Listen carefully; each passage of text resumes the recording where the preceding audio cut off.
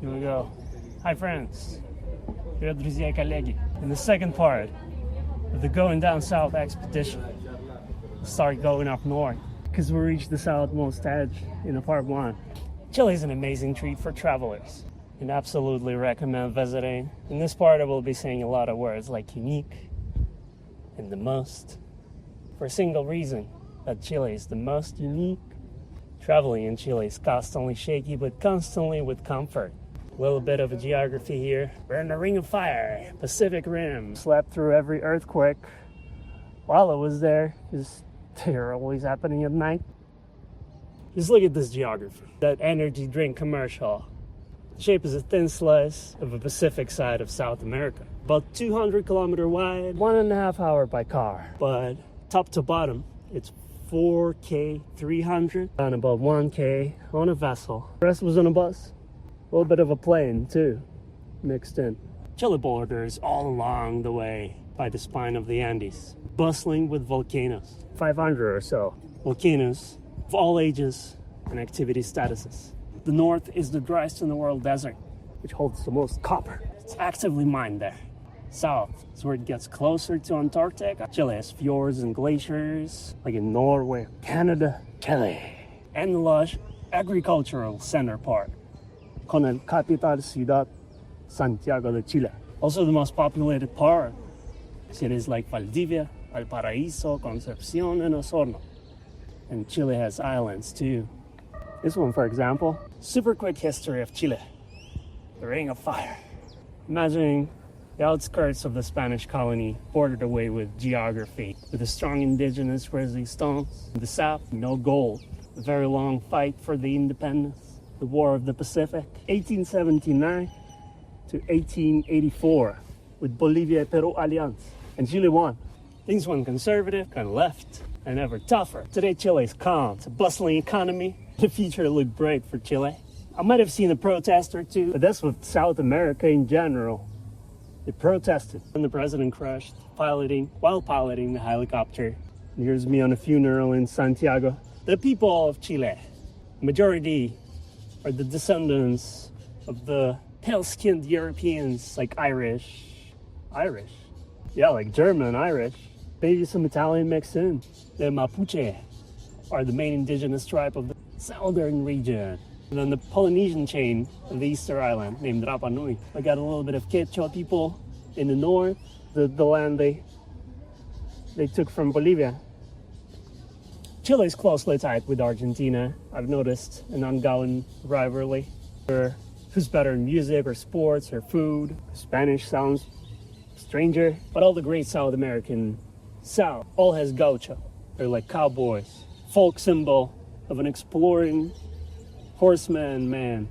Basically due to who okay with surviving the harsh Patagonia climate or Gran Chaco if you have enough mate. Some about pricing and economy in Chile. It's very good right now.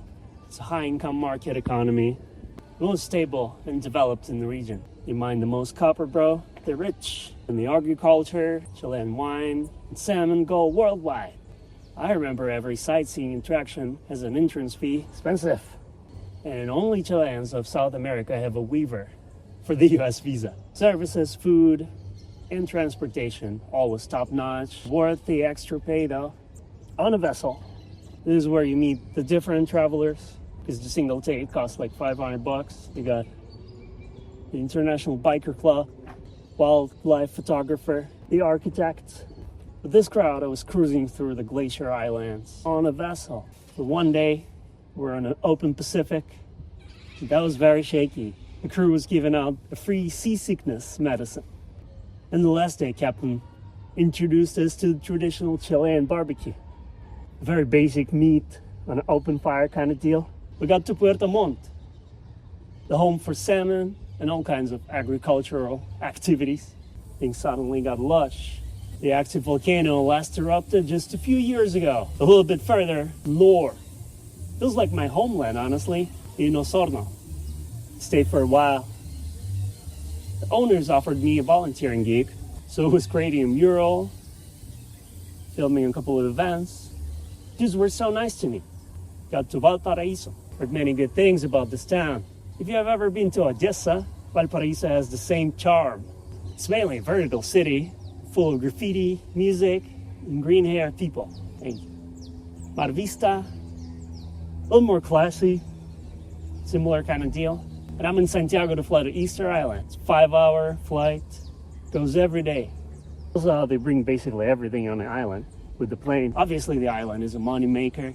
On a plane with only European and the US tourists. It's one town, walkable from the airport, rented a tent, a bicycle, for all 10 days while there. Otherwise, you're dealing with the expensive guest houses, all-inclusive hotels, this kind of arrangement. Yeah, I bought a bunch of canned tuna and food stuff. Brought it with me on an island. On a bike you can travel through the only road that the island has and see every stone statue. So no expensive tour is necessary. The locals call statue Moai. Secure you from the, I don't know, the Pacific Ocean, the empty void of it. The symbol of a sacred boat, which one day will arrive and take the Rapa Nui people on a journey. It's in the flag of Rapa Nui. Apparently, at some point, the Polynesians landed on the island, mixing with their beliefs and language. So whatever we had from that Moai culture is gone, and nobody knows what they were actually doing.